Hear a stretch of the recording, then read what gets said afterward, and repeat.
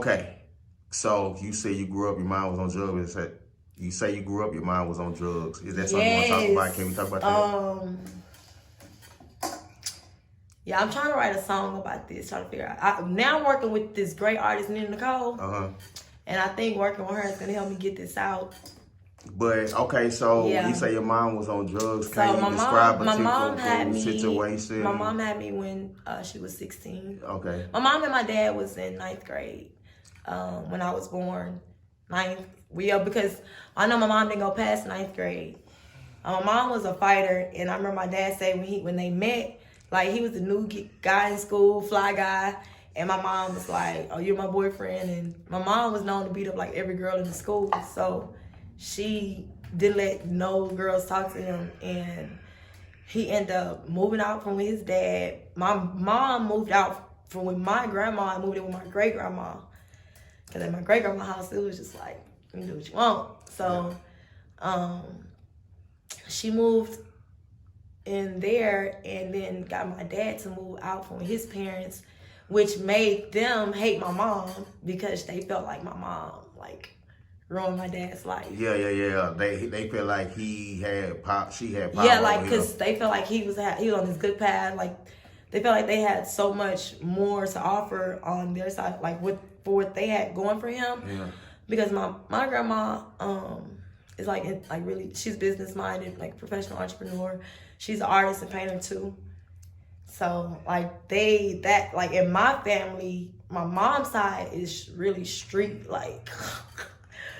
So they felt like she was a bad influence on him. Yes. Okay. Like, well, my mom is not. She ain't out there no more. Like, my mom got clean too. Like my mom got clean. My mom always been a gangster. Like even when she was on drugs, she was crazy. I'm talking about she whooping women, dudes, so whatever. We gonna get to that. So like explain like what like when you realized that your mom was on drugs as a kid, like what made you realize that, like, damn? Well, it was like a lot of people in my family was on drugs, like my aunties, like everybody. Like my grandma, like in the house that I was growing up in, my grandma was just different. Out of all my great grandma kids, and my grandma and my auntie and my Aunt Teresa, they was just different. Like my Aunt Teresa was the one that owned the cafes. And Nina had cafes too. So her and Nina had cafes, and then my grandma, she was like, she used to like, just do her own thing, you know? My grandma was a cook. She was just like big mama.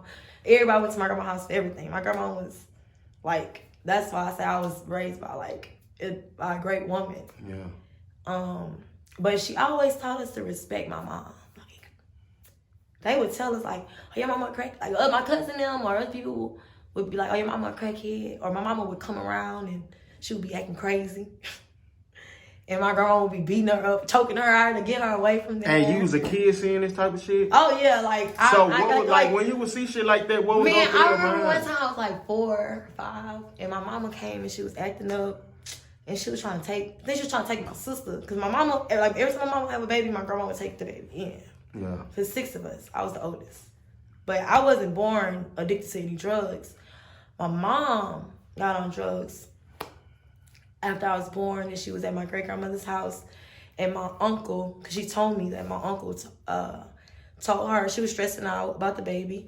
My dad had left, like went back home to his parents, and she felt like my dad left her with the baby, I guess. Kind of like what I was told.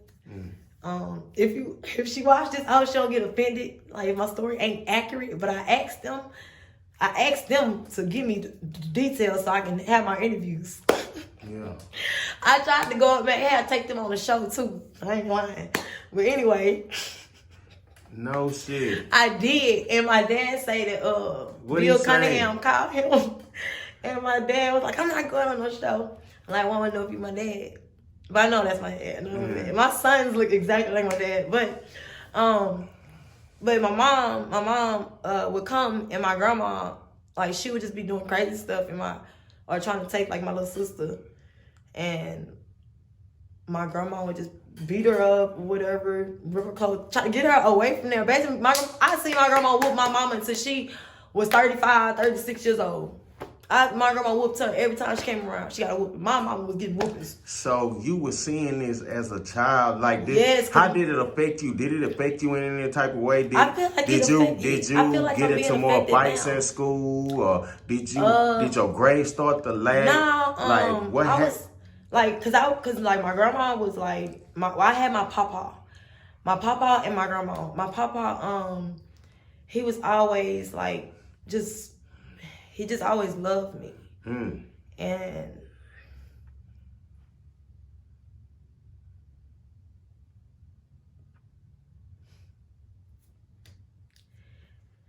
that kept me from, I guess, caring.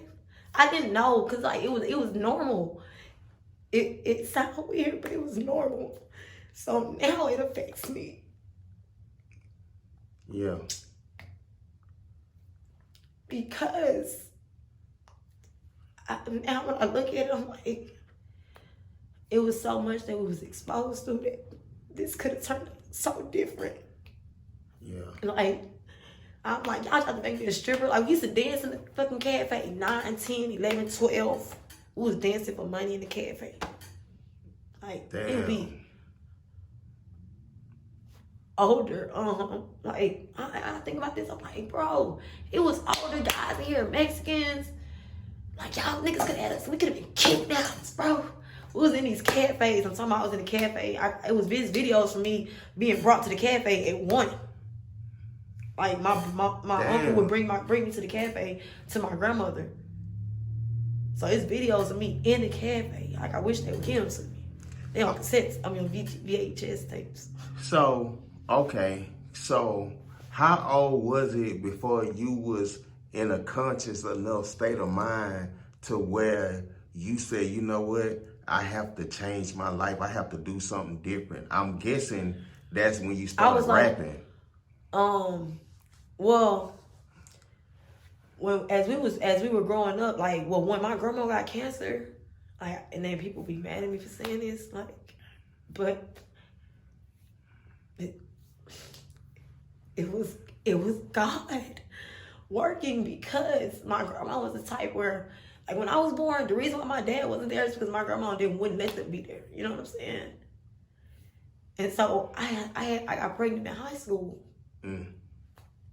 And it was the same thing with my daughter said. You know what I'm saying? Not that she wouldn't let them be there, but it was just like, I was seeing a pattern, like, same thing that she was doing. Because my dad tried to comfort me. He tried to comfort me. And I remember just looking at him, and I remember her saying, like, no, she's not going nowhere with you. You know what I'm saying? Like, she ain't going nowhere with you. So then after that, he never came back. And then, but then after that, then a new dude come in. So now this dude, he 55. I meet him when I'm in pre-K. I met my dad, who I actually called my dad, when I was in pre-K at my graduation. And I can remember this shit like it's yesterday. I met him. His name was Leonard. I met him at my pre-K graduation. This was my mama's sugar dad. And so when I met my actual dad, you know, he was like, you know, I'm sorry you never had a dad. I ain't never had no dad. I'm like, I had a dad. Like, I'm like, you don't know Leonard? Yeah, he was like, yeah, that's your mama, your grandfather. I was like, my grandfather? He was like, yeah. I was like, nah, that was my mama. Like, that was her man. Like, you crazy. He was like, damn. Because we got Social Security from my dad. We got Social Security from him, everything. Like, he knew, and he told me when I was like 12, he was like, you know, you might not be mine. Like, it was a young man that your mom was with, you know, and he looked, you know, like me. He was like, he got nice hair, you know. Like, my dad was mixed with Indian, and his mom was Irish. He was like, you could be mine, because you are small and you look just like my mom. He was like, but at the same time, you do look like that young man. And he was 55 when I was born. My mama was 16. Okay,